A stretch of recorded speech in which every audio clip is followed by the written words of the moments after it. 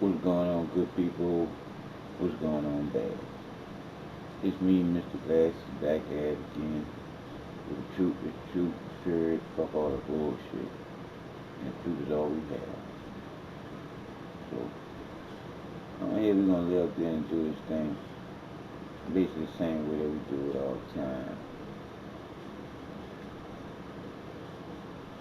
Trying to find my remote control. Let's see what's on these people's mind.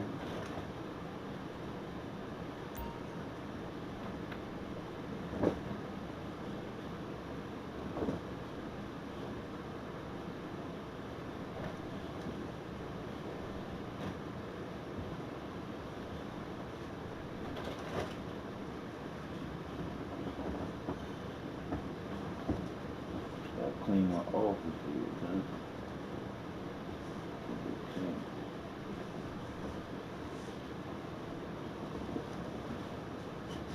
They think they clean it.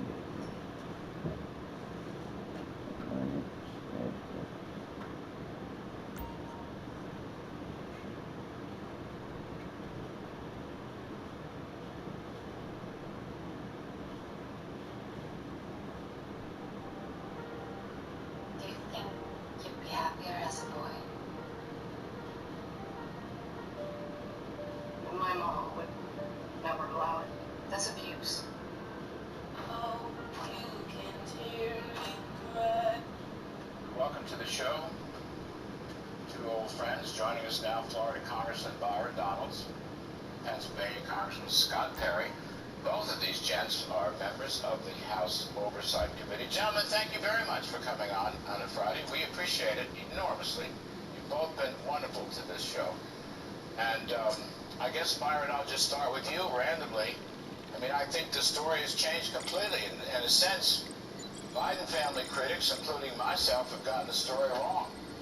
It wasn't Burisma bribing Biden. It was Biden forcing Burisma to give him money in order to do their bidding. And that is a completely different story. What do you think about this? Because that's what the Chuck Grassley 1023 seems to show, Byron Donalds. What do you make of it? Larry, I got to tell you, we've been so into this entire investigation. I didn't really process it the way you looked at it, but I would say, based upon your review, that is correct. Him doing a shakedown of Burisma, Hunter Biden being the conduit for Joe Biden to do this, is explosive. It's damning. It's indicative of the corruption surrounding this Biden family. And the thing that's also really important in that document, later on, it says that the Burisma executive is not concerned about them finding the money because they think it'll take investigators 10 years to track the money down because they're going to move it through all these different companies and all these different shells. Just ping the collection location through to you. Pick up the goods and bring them back to the warehouse. I don't anticipate any trouble. Money through multiple companies and to hide it from the IRS, to hide it from investigators. This is heavy corruption by the Biden family, and it must be held accountable for. No question, no question. The thing is, though, Scott Perry, I just want to go back to this. I mean, if you walk through, read carefully, and perhaps you all have, okay?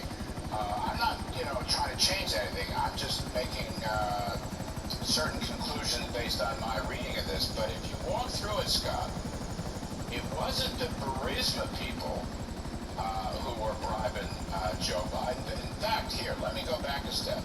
In the 1023 released by Chuck Grassley yesterday, Scott Perry, in that document, it seems like the Burisma CEO and his advisors, and by the way, this confidential human source who was some kind of an advisor, it seems like they said, don't do it, we don't want to do it. Burisma guy said, I don't want to do this. But Joe Biden is forcing me to do it, and Joe Biden is forcing me to keep Hunter Biden on the Burisma board. The guy didn't, I don't know who's right and who's wrong, and they all may be a bunch of crooks, all people named thus far, but I'm just saying, it sounds like the Burisma crowd did not want to pay Joe Biden in the first place, but Joe Biden said, you got to pay me in order for me to get rid of Shokin, and then you can go on your merry way and buy companies in America. Scott, I don't know if you've read it as carefully and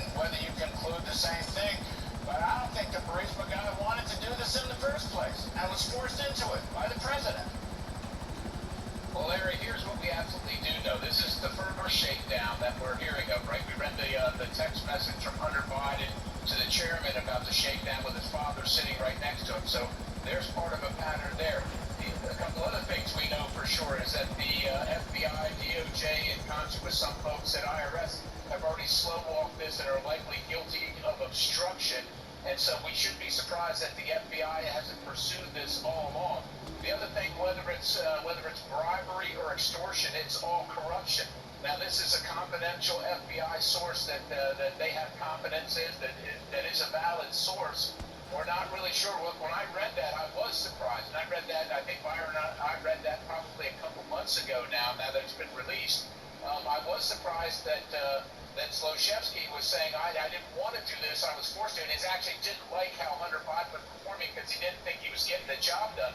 But maybe it is deeper. Maybe, look, this fits into the pattern that the rest of the Oversight Committee and Jamie Comer, the chairman, have gotten into, where the Biden crime syndicate has gone to countries and individuals in peril and tried to use Joe Biden's access to provide cover for them or get them out of their troubles for payment.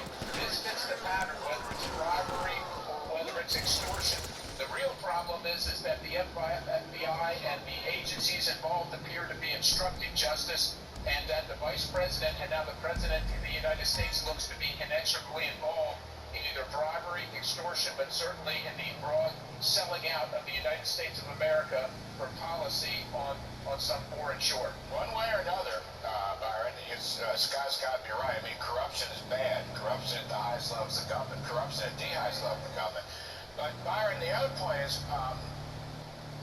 these 1023s have been around for a while. Now, I'm not sure how long. 3 years, it could be. The one that was quoted yesterday from Chuck Grassley, those conversations occurred in 2016, I believe right after the election. Do you think 7 years is enough time for the FBI to investigate or come up with some conclusions, or not? I mean, where's the investigation? Now, I'm using the word alleged, and I'm using it a lot, and, you know, we have not fully proved any of this, okay? But, gee whiz, the walls seem to be closing in. The level of detail coming out of these 1023s, this last one is unbelievable. Conversations back and forth, and, you know, I didn't want to do it, he made me do it. I mean, it's pretty hard to make this stuff up, Art. Where the hell's the FBI in all this? Complicit. The FBI has been asleep at the wheel, and let me be very clear. You have rank-and-file officers at the FBI who are probably disgusted with what's going on with the political brass and the leadership at the FBI. This, in my view, is a cover-up. You want to talk about where these conversations began, my reading of it, this stuff started when Joe Biden was still Vice President of the United States. That's when this stuff was starting, and the confidential human source had been reporting to FBI over a period of time. The document has been released, it's from 2020, but it's a lead-up of all the stuff that they've been made aware of by the confidential human source. So the FBI didn't investigate.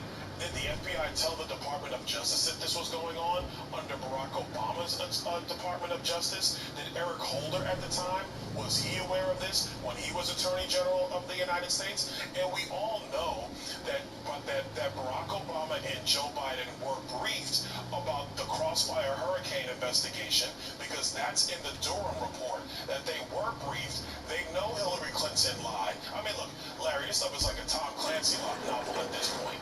But there's so much detail and there's so much evidence of this. And that's the fucked up part about it. It's so much evidence to the point that these motherfuckers criminals. Of this, and if you compare what we already know to the complete lack of evidence that they have against Donald Trump, yet they're going after him. Okay, the networks are down, the equipment is ready, and we've crippled their supplies. Mrs. Rackman has written our check and given us the green light. We're good to finally move on that submarine and stop this threat once and for all. When you're ready, get your crew together and head back to planning. Yes, sir. I mean, I was astonished when I read this thing yesterday. I read it last night. I read it again this morning. I'm not a lawyer. But the level of detail is absolutely incredible. And as you say, it's a Tom Clancy novel or a John le Carré novel or whatever. But you couldn't make this stuff up, Scott Perry. I mean, that's the thing. Somebody should have figured out, my God, this has been, they've had this 1023 for years. And all these details coming in from a confidential human source that they have some confidence in. Well, you know, didn't they do anything? Last question, gentlemen, and I appreciate your time so much today on these points. Scott, our dear Hi, friend what do you Miranda need? Devine of the New York Post is One calling limo for coming up. special counsel on this. But correct me if I'm wrong, Jamie Comer doesn't want a special counsel because he fears that a special counsel would freeze the investigation and they wouldn't have access. Now, the FBI might try to stop them from having access, but you got a better shot without a special counsel. Do you have a thought on that special counsel business, Scott Perry? I do, and look, I appreciate and respect Miranda Devine. I think she's a great, courageous reporter that gets to the facts. But let's face it, you can't have the fox guarding the hen house. The FBI, part of the Department of Justice, has had this now for, as you said, since 2016. We shouldn't be surprised that they haven't done anything about it. Remember, Byron and I listened to Mr. Ziegler, who said he stumbled onto Hunter Biden and all this money, the transaction, and started the investigation. It was only when they were going to indict for felony charges that the FBI and the Department of Justice in particular stepped in and said no and tipped the vibes off. They're part of the problem here. We cannot give them the keys to this thing. You cannot have the fox guarding the hen house. Let this committee, led Representative Comer and Representative Donalds and the rest of us get to the bottom of this. We'll get to the bottom of it, and then they can prosecute. I believe you will get to the bottom of it. Yeah, the believe bullshit, that's all bullshit, man. We gotta hold people responsible, and we gotta get rid of all these words that lay up there and get off the hook, let you off the hook.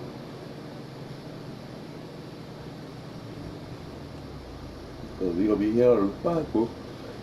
You gotta be held responsible for what you're saying that makes sense or not. The Biden bribe documents have finally been released. We know Congress has been fighting for these files for a long time. Senator Grassley in the Senate, we've got the House of Representatives, James Comer and the Oversight Committee, been digging for this for a long time. And we had the FBI being very coy about it. No, what documents? FD 1023? I don't even know what you're talking about. Oh, that FD 1023. Oh, well, it kind of sort of exists maybe. Oh, you want to see it? Then we got a subpoena from Congress. Then Christopher Wray kind of brought it over, and now the whole thing has been released. You know, this has been a long fight. We've been covering it here for a while. We're going to read through the full thing. There are some redactions. This was released from Senator Grassley's office, and so I think they're protecting names and identities. But the rest of the document is mostly available. And there are two layers as we go through this. One, of course, is what is inside the document that details the criminality that is existing within the Biden crime family, from Hunter to Joe to James to Hallie to all of them.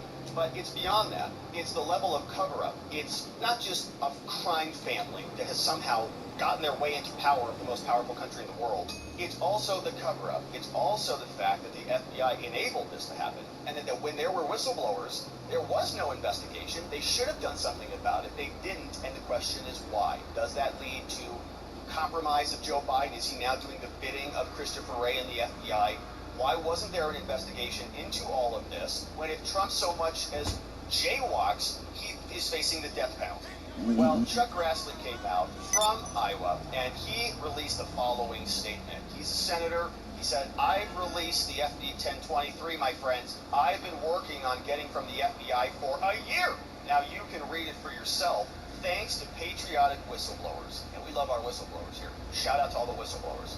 And so this is Senator Grassley. It's been a long time. Indeed. Almost a year, but thanks to patriotic people that we call whistleblowers, in this case, in the bowels of the bureaucracy of the FBI and the Department of Justice, I'm able today to release to the American people the FBI document that we go by the number 1023. Beautiful. That has some information that the American people might know about some shenanigans that Vice President Biden and Hunter Biden may have been involved in. Couple shenanigans. Now it's up to the FBI to tell us what they've done in regard to this. But I want the people to be able to read, the people of this country, to be able to read what I read 3 months ago so that they know. By the way, this was an unclassified document, and there was no reason it should have taken 1 year to get our hands on this document so the American people can read it.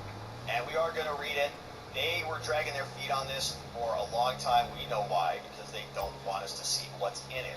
Let's let's get right into it. You can see this was authorized for public release by Ranking Member Grassley and Chairman Comer. We are going to check in with James Comer and the Oversight Committee because they have their take on this as well. Now, this is the big document, FD 1023, out of the FBI. This is the CHS reporting document, confidential human source, waiting for this document for a while. Now, remember that they tell us that this source is somebody who's quite credible, near or above 6 figures of income that the FBI has paid out to this person. So somebody that the FBI deems to be reliable enough that they'll give them money. Now, the date of this disclosure, that's pretty interesting right there. What day is that? Oh, yeah, June 30th, 2020. Anything else happening around that time? Oh, yeah, the 2020 election. So we have a whistleblower who comes out and says, oh, crap, Joe Biden's like the nominee. He might actually witness things in front of here. Maybe I should talk to the FBI about it. Maybe this would be useful if the FBI did something about this, since the man is running for president. But here is what the document says. We don't see the case agent name, we don't see the field office, we don't know what squad they're a part of, none of that is available to us, but we do see that this contact happened June 30th, 2020. Some of the things are redacted, but they tell us the following. The source reporting says, on June 26, 2020, the confidential human source reported the following. Came in, met with the FBI, and here's the conversation. The first meeting with Burisma executives in Kyiv, Ukraine, is the subject of this next paragraph. Dates 2015, 2016. Trump was running in 2016, which means Joe Biden was the president during this time, the vice president. In late 2015 or 2016, during the Obama-Biden administration, the confidential human source was first introduced to officials at Ukraine natural gas business called Burisma. The CHS goes, meets with the leader of Burisma. His name is Alexander Ostapenko. Full ID is following. The source and Ostapenko, they traveled to Ukraine and went to Burisma's office that was located 20 minutes away from the city center. The purpose of the meeting was to discuss Burisma's interest in purchasing a U.S.-based oil and gas business. So this source goes flying around with this executive. They're hanging outside the city in Ukraine. They're there to discuss Burisma.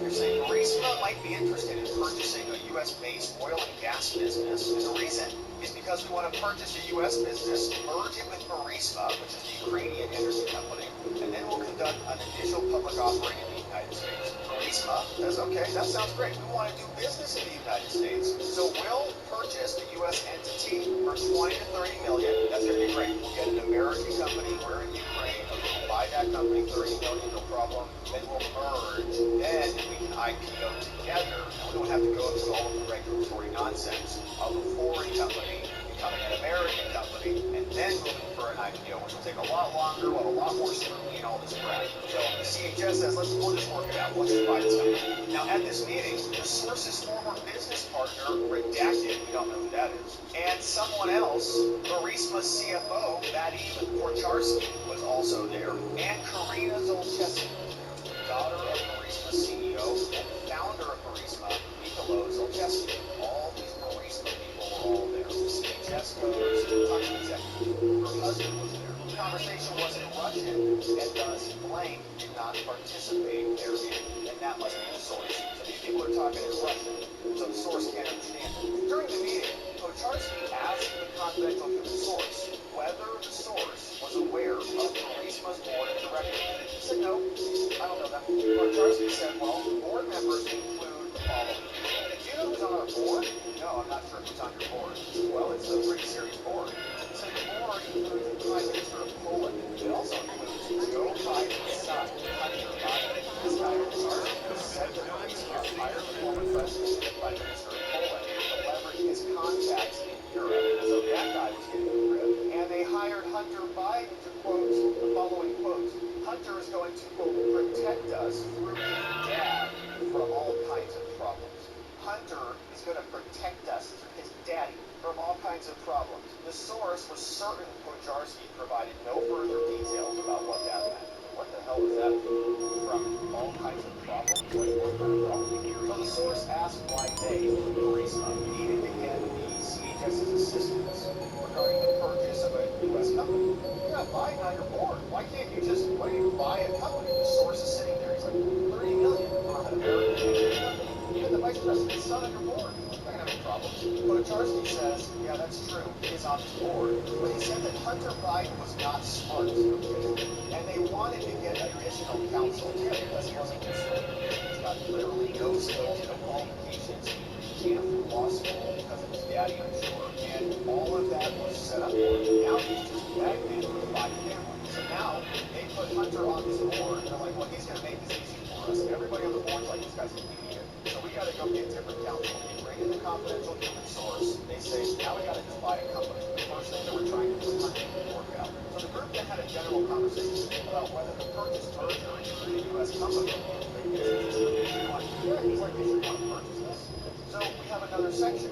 Now we have a meeting between the CHS, Osta Pinko, Nikolai Zolchensky in Vienna, Austria in 2016. So Joe Biden was still the vice president, remember, all the way up until 2017, January. Approximately 1 to 2 months after the first meeting, the source then left. Okay, well, I know the board of Burisma, they said 100 media.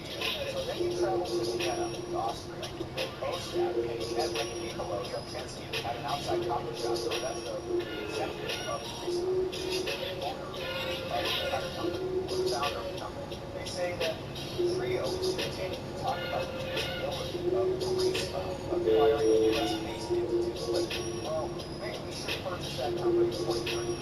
What company was it going to do for us? And this confidential human source is facilitating this whole thing. So the CHS are called this meeting. He said, okay, well, let's talk about the FBI agent. That's what happened to the FBI agent. Like, probably happens that, oh, this is a Biden investigation. I don't care. So he says, well, what happened next? He said, well, this meeting took place right around the time Joe Hey, Biden what's up? made a public statement about Sure, no problem. a prosecutor called Victor Shokin to corrupt, and that he would be fired and removed from office. That's that clip of Joe Biden saying, I'm going to hold that $1 million back. And doggone it, they fired the guy. The source told Zolchensky from Burisma that due to Shokin's investigation into Burisma, the prosecutor who was investigating Burisma, that was made public. He says, look, you guys are being investigated. It's going to have a substantial negative impact on your IPO in the United States. And you don't have to United States companies under investigation because your version of the facts is trying to go through a regulatory. So Zolchensky said something to the effect of, the owner of Burisma, Hunter is on the board. He tells the source, don't worry about it. Hunter will take care of all of those issues through dad. Hunter will take care of all of those issues through his dad. The source did not ask any further questions about that. Like, okay, well, like, you heard a client. Okay. So he said, he then asked Zolchensky, he said, well, so you want to buy a company, but why would Burisma? Why don't you pay $20 to $30 million to buy a U.S. company for an IPO? When it would be cheaper to just form a U.S. Just purchase a corporate shell that's already listed on an exchange to go buy a company. And Joe Biden made a motherfucker do some shit. Hunter Biden advised Burisma that we can raise much more capital in Burisma versus a larger U.S.-based business that already had a history in the oil and gas sector. The source says, well, and I was sitting there, and I recall, Hunter said we should just buy a bigger company. He said that Zolchensky mentioned a couple of these businesses. He picked a couple of them in Texas. What did he play the names of the companies in Texas? No, I don't remember the name. But then the source says, okay, well, Zolchensky, look, it's going to be problematic to raise capital in the United States, given the investigation into Burisma. So it's the same problem. Whether you want to start an IPO, or go public with an IPO, or whether you want to purchase a big company and raise capital, they're all going to do their due diligence. They're all going to see each other's investigation. Nobody in the United States is going to invest in a company that was the subject of a criminal investigation. That's how this conversation goes. And so the source suggests it would be best for you guys to just Burisma to simply just litigate this matter. You guys got a result here. He's like, pay some attorney $50,000 and just make it go away. So Zolchensky from Burisma said, oh man, you can't do that though. Zolchensky said that if Burisma and I, we go to trial, we're going to likely lose the trial because he says that we could not show that Burisma was innocent. Zolchensky also laughed at the CHS's number of 50,000. He said 50,000 dollars. He says not because of the small amount, but because the amount contained a 5. He said, oh, 50,000, 5, yeah, 5, perfect. Everybody likes the 5 number, nice round number. What does that mean? Zolchensky said to the source, well, you know, just make it It costs $5 million to pay one Biden and $5 million to pay another Biden. Golczynski tells that to the source. The source noted that at the time it was unclear to the source whether these alleged payments were already made. It cost me $5 million, or it's costing me, Hunter's already young. It's costing $10 million for that. But then the source told Golczynski, said, well, hold on a minute. Like, listen, man, if you pay the Bidens $5 million, that's going to complicate things, all right? Maybe we shouldn't do that. Like, if you actually want to resolve this, don't pay them. It says Burisma should hire some normal U.S. oil and gas investors, all right? Not Hunter. Hire a normal U.S. oil and gas investor. Somebody who knows what they're doing, who actually will deliver results for you. He said the Bidens have no experience with that business sector at all. Golczynski made some comment. He said, well, although Hunter was stupid and his dog was smarter, Golczynski needed to keep Hunter Biden on the board, so everything will be okay. So the source says, did Hunter or Joe Biden tell Golczynski he should retain Hunter Biden? Golczynski says, well, they both did. They both told them to hire him. Did Hunter or Joe say you should hire Hunter? They both told him you should hire Hunter. Joe Biden's involved. He says Hunter talked to him, but Dad was there too. The source reiterated the source's opinion that Golczynski was making a mistake and that he should fire Hunter Biden. Like, all right, I know he's the vice president's son, but the guy you need, you should just deal with the prosecutor's investigation directly. Matter is going to remain an issue in Ukraine. Don't involve the Bidens or the Yankees. And don't turn this into an international matter. Golczynski responded something to the effect of, don't worry, this thing will go away anyway. Not even worried about it. Don't worry, this thing's going to go away anyway. The source said, all right, well, look, notwithstanding Shokin's investigation, based on that decision for Burisma, spent $20 to $30 million to buy a U.S. business. Okay, you want to keep that with Hunter, that's fine. Get yourself checked. And if you do that, I don't want to be involved with Biden. All right, you do that on your own. He said, well, Flex, I appreciate your advice, but it's too late to change the advice. I've already expressed consent. The source understood this meaning that Golczynski had already paid the Bidens, presumably the prosecutor. Vice President Joe Biden himself did go to the prosecutor. He sat there on the phone and said, fire the prosecutor. Hey, this target is one of the most successful tech entrepreneurs in the world, but you ain't never even heard of his damn name. Now this motherfucker, he keeps a low profile, even though he designed half the fucking apps on your damn phone. You know, social media, video sharing, photo sharing, messaging, you name it, this dude wrote it. And get this, as of tomorrow, he's gonna push what looks like a routine security update. But really, it's a backdoor so he can sell all your data to the highest bidder. Fucking son of a bitch. He don't care how many people he bankrolls, as long as his fucking ass is sitting at the beach and the Caymans next to 10 figures in his fucking bank account. He got every crooked investor with an internet connection looking to buy his stocks once the update hits. But check this out. One of our investors had an even better idea, and he came to me with it. He's gonna bet against the stock. Then we take this bitch down. Our client cashes out, and we make bank. We just got intel that the target is fucked up right now at some charity event, and fired his driver for the fucking 10th time. And he just ordered a cab, but I got Imani to cancel that motherfucker. Dude should be right outside. The source explained that the Russian term Golczynski used to explain the payments was called porochili. Translated by the source, it translates literally to got it or received it. It's also used in Russian slang for being forced to pay. Golczynski stated that Shokin had already been fired, and no investigation was going on. He said it's already over. Biden already fired this guy, and nobody would find out about my financial dealings with the Bidens. The source said, well, I hope you have some backup for your word then, namely that Golczynski was forced to pay the Bidens. You're forced to pay these guys. You better have some backup on that, because Trump's going to come sniffing around on this. The Biden attorneys and they were paying on that. But Trump won. He said, well, don't worry about that. Yeah, I definitely was forced to pay the Biden. I've got all the records. He said, yeah, don't worry about it. I've got many text messages. And guess what else he's got? And recordings that show that he was coerced to make the payments. CHS told Golczynski that he should make certain that he retained those recordings. You better hang on to it, buddy, because this is going to come back to bite you. Golczynski asked whether it would make any legal difference whether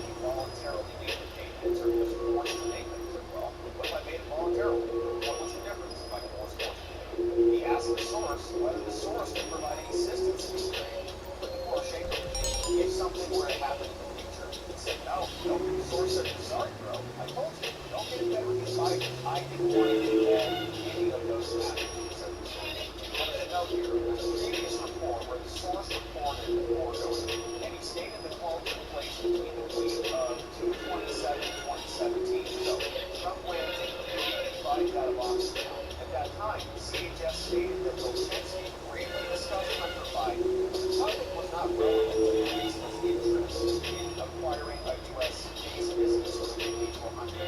At this time, the source also reported that Wojtarski was assigned by Burisma to manage the acquisition. He was going to travel to D.C. in March 2017. And so then we fast forward.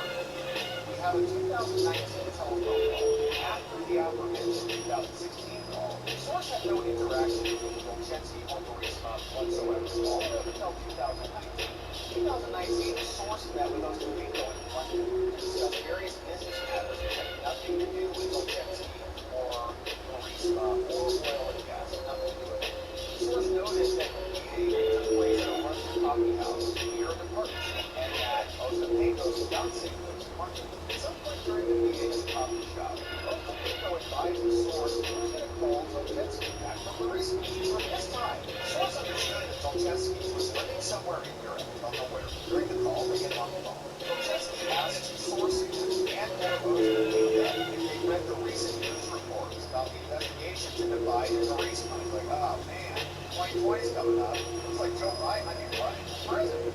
And Zolchensky jokingly asked the source if the source was Oracle. He said, man, how did you call that one? Maybe I shouldn't have actually done business with those Bidens. What are you, an Oracle? That was due to his prior advice that he should not pay the Bidens and instead should hire an attorney. Like, sure. So the source mentioned, he's like, well, yeah, Zolchensky has kind of a difficult spot. I have difficulty explaining those very suspicious wire transfers, any evidence, any illicit payments to the Biden. Zolchensky responded and said, no. He said, I didn't send any funds directly to the big guy. I didn't send any information directly to him, which the source understood as a reference to Joe Biden. The source says, well, how many companies and bank accounts do you control? He said, well, it would take investigators 10 years to find the records. Transfer so many different companies get found in. The bank accounts are in different countries, different banks, and different shell companies. I mean, they're going to have to find those illicit payments to Joe Biden take investigators 10 years. So the source told Zolchensky, well, if you ever needed help in the future, or you want to speak to somebody in the government about that matter, let me know. I can introduce you to somebody.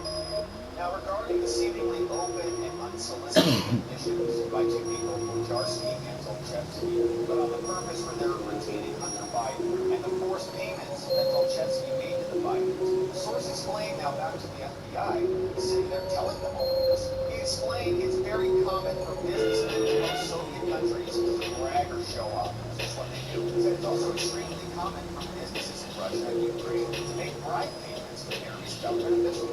What they do. He also noted that in corporate budgets and other Russian and Ukrainian businesses that the source has inspected in the past, he observed budget line items in Russia called Tagmazat, which literally means oil and lubrication to make things run smoothly. And they put it as a line item in their expenses.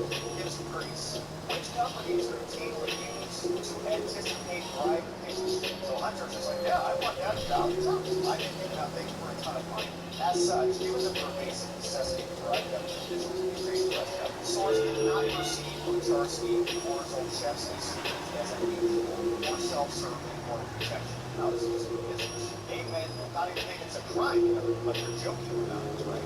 This guy's like, do not even think about sending a wire transfer. He's like, well, we budgeted for it. Additionally, regarding important business meetings, it's also common in Ukraine and Russia for persons to make covert recordings. However, the source has only met with Zolchensky in person on one occasion. He's spoken only twice on telephone. And as such, CHS is not able to provide any further information. Added as a supplement. In update to 29/2020, regarding the CHS's aforementioned reporting that Zolchensky has said, quote, he has many text messages citizen recordings that show he was coerced to make a payment. The source clarified that Zolchensky said he only had a total of 17 recordings involving the Bidens. 2 of the recordings included Joe Biden, and the remaining 15 recordings only included Hunter.